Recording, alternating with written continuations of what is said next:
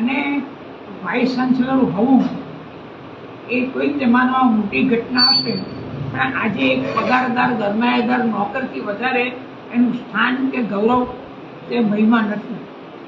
ગુજરાતમાં જ્યારે પહેલી યુનિવર્સિટી આવી, ગુજરાત યુનિવર્સિટી, એના વાઇસ ચાન્સલરના નામ વિચારાતા હતા તો એમાં એક નામ દાદા સાહેબ માવલંકરનું હતું, જે દેશના પ્રથમ સ્પીકર લોકસભાના.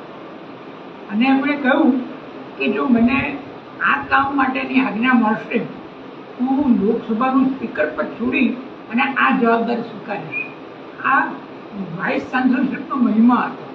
આજે શું મહિમા છે એ તો બધા મુખ્યમંત્રીઓ આગળ જે શાસ્ત્રાંગ પ્રણામો થાય છે એનાથી આપણે દેખાય છે.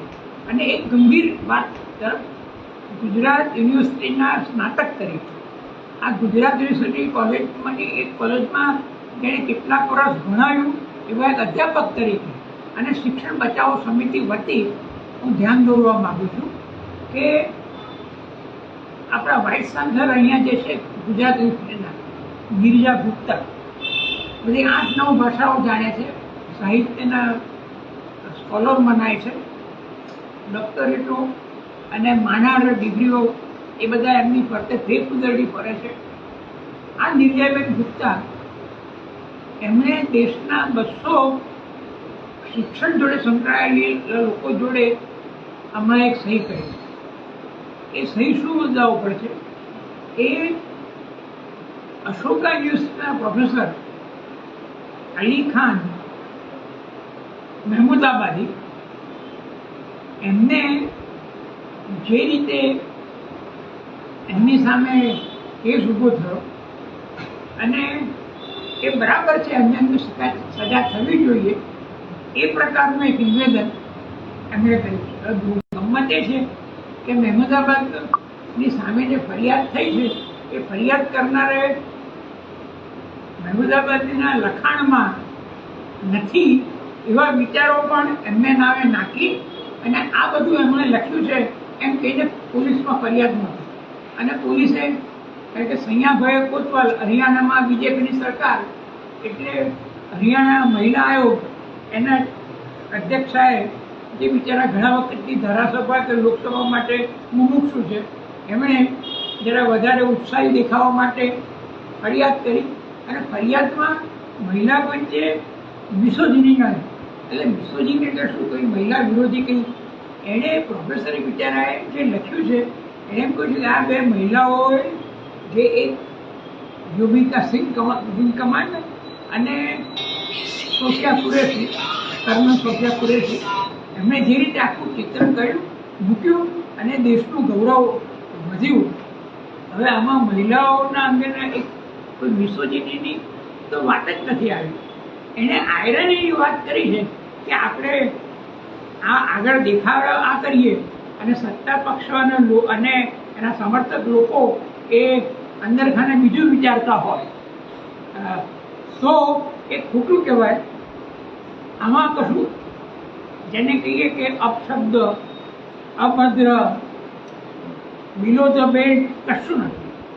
અને મહેમૂદાબાદી પરિવાર તો એનો ઘણો મોટો રોલ છે. મને તો એમના માતૃપક્ષમાં એટલા દૂરનો થોડો પરિચય થયેલો, એટલે કહું કે હું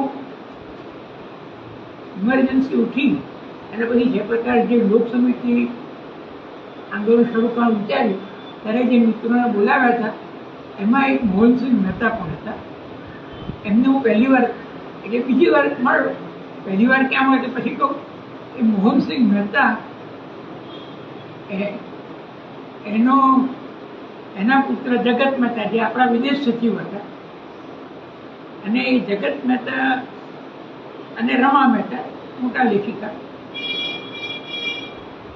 એ આ અલી ખાનના માતૃપક્ષે છે આવા લોકો. અને પિતૃપક્ષે મહેમૂદાબાદી પરિવારનું ઘણું મોટું કામ છે રાજકીય ચળવળમાં.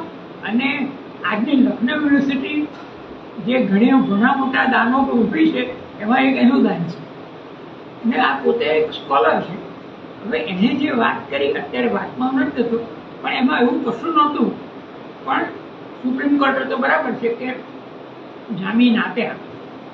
જો કે સુપ્રીમ કોર્ટને પણ બહુ વિનમ્રતાથી કહેવાનું પૂછવા જેવું છે કે પ્રોફેસર સાહિત્યની રીતે લખે, થોડું આયરનીમાં લખે, થોડું એમાં વ્યંગ આવે, વક્રોક્તિ આવે, ધારો કે, તો એ પોલીસને તપાસતો પણ અમે એસઆઈટીની વિશે એ સુપ્રીમ કોર્ટે અને પોલીસને કોઈ તપાસી જુઓ આ ભાઈએ શું લખ્યું છે. એટલે ભાઈ આખું જગત જાહેર થયું વંચાયું અને કોઈ પણ સારો સાહિત્યનો વિદ્યાર્થી હોય એ બધું જ સમજી શકે તેવું છે. અને હવે પોલીસો આમાં પડશે એટલે એ બી આપણા સમયની એક મર્યાદા છે, એને આપણે છોડી દઈએ અત્યારે. છતાં સુપ્રીમ કોર્ટે જામીન આપી દીધા એ તો સારું જ કર્યું. આપણી હરિયાણાનો મહિલા આયોગ અને એના યુવા મોરચાના આગેવાન જે લોકો ફરિયાદ ઊભી કરી ગયા હતા એ તો એને હમણાં પકડી જેલમાં પૂરી દો એમાં હતા. અને હરિયાણા પોલીસે પણ કસ્ટડી માગવાનું તો કરી જ નાખ્યું, પણ સુપ્રીમ કોર્ટ દરમિયાન થઈ એ સારું થયું છે. જોકે આ કેસ પોલીસનો નથી પણ પોલીસને સોંપ્યો છે એ આપણે આલમની એક અજાયબી છે, એ પણ જોઈશું. પણ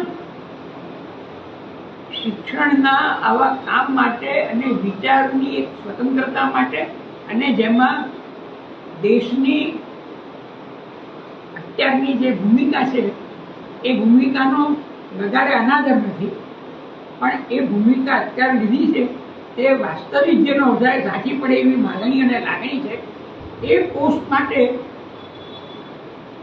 હરિયાણા મહિલા આયોગ અને તેનો યુવા મોરચાવાળા એક પંચાયતના પ્રમુખ છે, પછી યુવા મોરચાના પણ પ્રમુખ છે, એ એમણે ફરિયાદ ઊભી કરી અને આ ફરિયાદ સાચી છે, બરાબર છે એ કહેવા માટે ગુજરાત યુનિવર્સિટીના વિદુશ્રી વાઇસ ચાન્સેલર પણ મેદાનમાં આવી ગયા.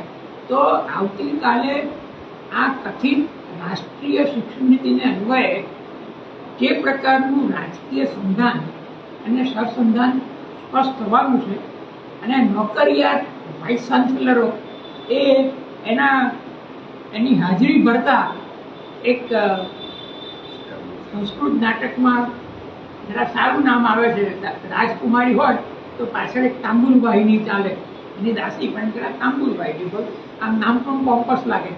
આ બધા વાઇસ ચાન્સેલરો છે કે તાંબુલ વાહિનીઓ છે, એમને આ નક્કી કરવાનું છે કે વેર ટુ વી સ્ટેન્ડ.